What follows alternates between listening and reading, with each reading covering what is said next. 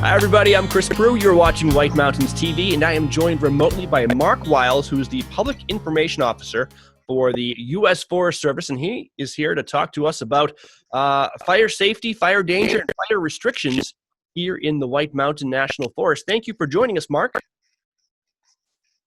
Glad to be here, Chris. I'm working as part of a wildfire prevention team with the White Mountain National Forest, and as you know, drought conditions have kind of made things interesting in the forest here lately. Yeah, it's been a dry summer, and that's continued into the fall. We've had a little bit of rain recently, but not enough to make up for what we didn't get this summer. We should mention you're actually joining us from Athens, Georgia, so thanks for doing the virtual telecommute today.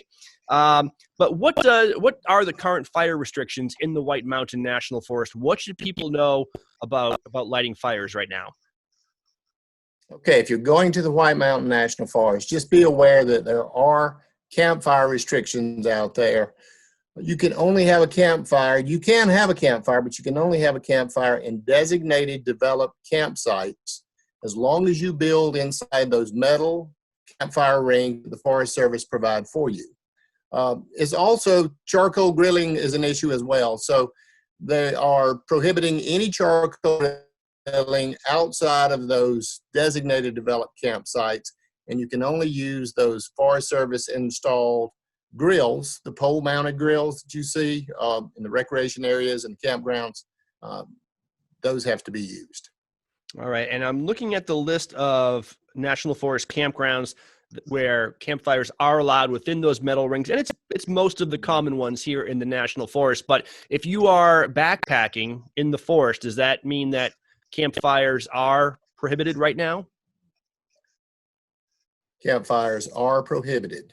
And there's a good reason for that. You know, we have been extremely dry over the past several months, and the little rainfall that we've gotten, you know, we estimate that an inch of rain in current conditions, as dry as the ground is, only lasts about 3 days.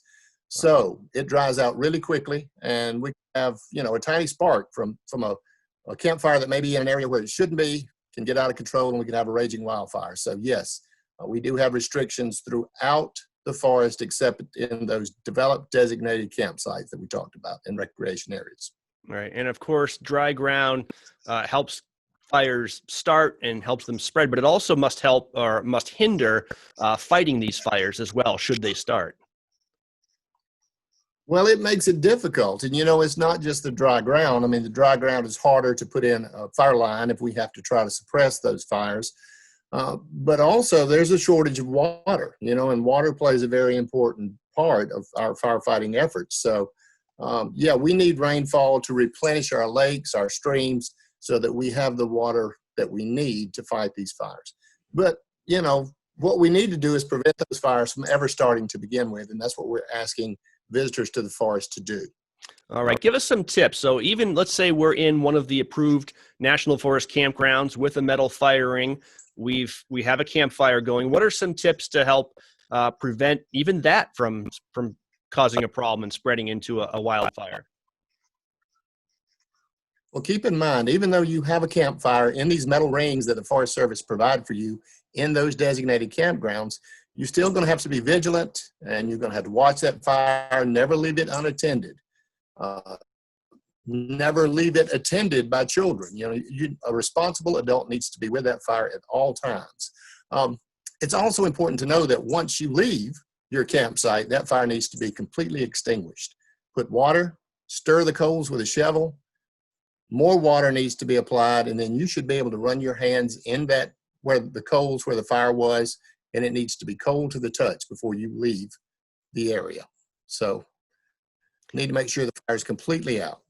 And we think some people may think this is common sense, but what you're describing right there, people not properly extinguishing campfires, this continues to lead to wildfires, even in places like California, where you'd think people would be very, very knowledgeable because of what's going on there. Well, Chris, you know, California has a very different environment than we do here. Humidities are super low. It gets dry during the summer, and they have Santa Ana winds, which are usually very strong. So it's very hard to control fires, and it's very easy to start a fire there. Here in the east and the northeast, we have very high humidities typically. So our fire season doesn't really, usually isn't as severe as it is in the west. But we still can have problems, and especially when we have drought conditions, and that's what we're experiencing right now in the White Mountain National Forest. All right. And because I think a lot of national forests around the country are experiencing very high demand. They're receiving a lot of use this summer and now into the fall. This must make fire danger even raise it a little bit higher even because of the amount of people and the potential danger involved. The vast majority of the wildfires that we have on the White Mountain National Forest are caused by humans, okay? So naturally, when you have drought conditions and you have a lot of humans attending the forest, visiting the forest, hiking, looking at leaves, camping, picnicking, you're going to increase your chances of having a wildfire. So, you know, we almost have the perfect storm out there right now with dry conditions, a lot of people. Luckily, we've gotten a little bit of rainfall, so that should help some. But those restrictions are still going to be in place, and we still expect people to abide by those restrictions as they vacation this week. All right. And do you have advice for people looking for more information if they want to check out the list of campsites where campfires are approved or get any more information? Where should they search online? So for more information, you can visit our website at www.fs.usda.gov/White Mountain.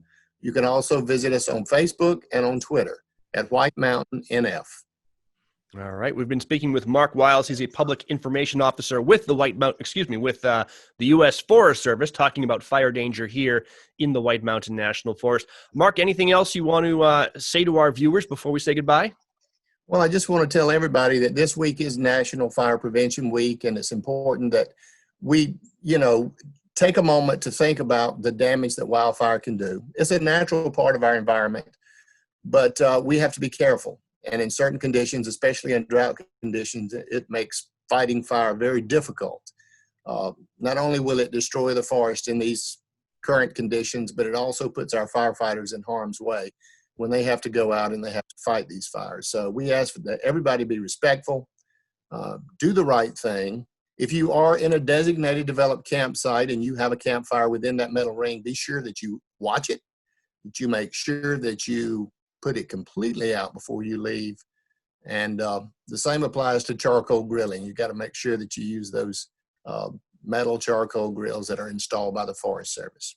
So we ask that everybody heed Smokey Bear's warnings and remember that only you can prevent wildfires. And one more question. We just talked about personal responsibility. That may also include reporting activities that you think may lead to forest fires. So what should someone do if they see something that may not be permitted right now in the national forest, whether it's someone in the backcountry with a fire, or if they see a fire getting out of control? Well, we depend a lot on our visitors to report things to us when they see them. So certainly if you see somebody being careless with fire, if they are building a campfire in an area where they're not supposed to, you need to contact your local ranger station, or you can simply call 911 and they can make sure that information gets relayed to the proper authorities. Also keep in mind, fireworks sometimes can be a problem. It is illegal to shoot any fireworks on federal lands. I'm not sure that anybody's going to want to do that this weekend, but it is prohibited all the time. All right. Enjoy the White Mountain National Forest. Enjoy the outdoors this summer, but do it, this weekend, but do it responsibly. And let's all work together to prevent forest fires here in the White Mountain National Forest and at forests across the country. Mark Wiles from the U.S. Forest Service, thank you so much for joining us today. Thank you, Chris. You're watching White Mountains TV.